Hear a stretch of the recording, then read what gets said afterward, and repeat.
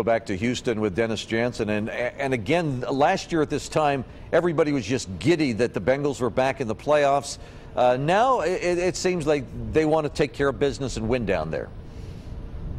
Well, John, obviously the Houston Texans were just as giddy last year, and I don't think Cincinnati, as we were here coming up a little later today, some of these players were not prepared for the tumult that happens inside Reliant Stadium here.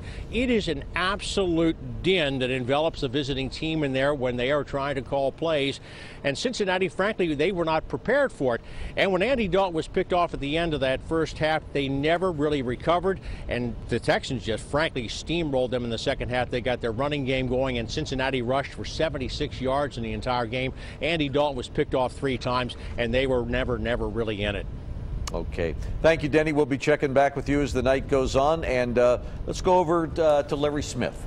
Well, thanks, John. You know, this right here is a decibel meter, and the Bengals know all too well what this would tell them tomorrow at Reliant Stadium.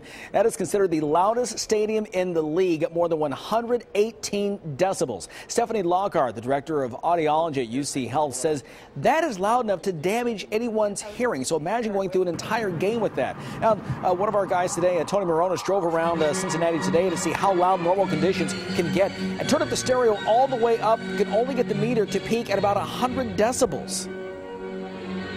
You know, when you leave a stadium like that, you'll probably experience some ringing in your ears, some kind of muffled sensation with your hearing, and that may be temporary, but if you do it again and again, it could be permanent.